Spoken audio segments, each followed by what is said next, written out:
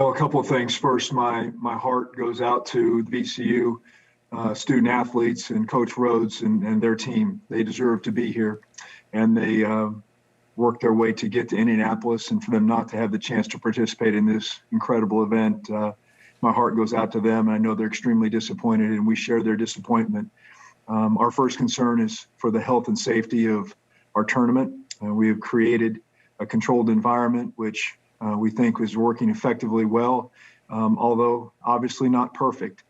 There's going to be positives from time to time, and unfortunately, there were multiple positives very recently, and it caused us to get to this spot. But I think that we have created an environment. If everybody continues to mask up, to keep socially distant, takes really great precautions with their team meals, continues to travel the right ways, follow the protocols on the benches during timeouts, we can continue forward and making really, we're doing positive things. We've played 20 games in the last 2 days, and another 16 were on slate today, on pace to get another 15 of those in tonight. And so we feel very confident that we can move forward if everyone continues to take care of the protocols.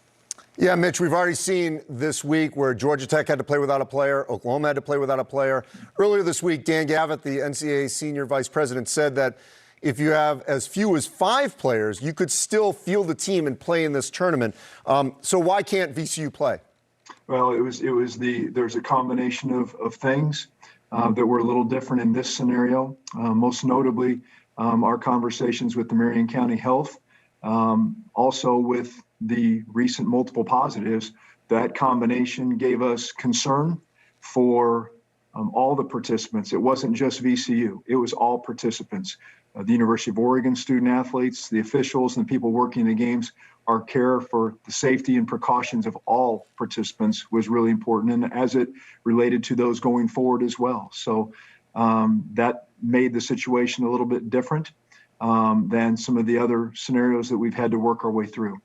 Yeah, so to that point, what's the biggest difference between what VCU is going through and what Virginia went through as the Cavaliers arrived on Friday and are playing their game on Saturday night against Ohio?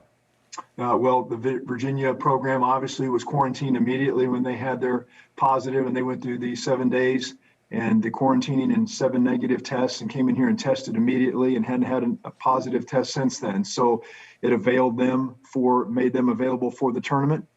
This was different. It was sort of the reverse of that, where the positives that have occurred right close to the game, and with multiple in the conversation, and that was just something, again, did not feel comfortable with exposing the potential risk to the University of Oregon team and all the other participants as we looked ahead. And as you said, this was a Marion County Health Department decision ultimately because it's their protocols. VCU now out of the tournament. How does VCU get home and those that have tested positive? Working through all those details and working with the NCAA staff and our travel partners, and we'll work closely with all of our medical personnel to make sure that the protocols are taking place to return them safely home, and in hopes that everyone will gain their health and no one else will be exposed to the virus.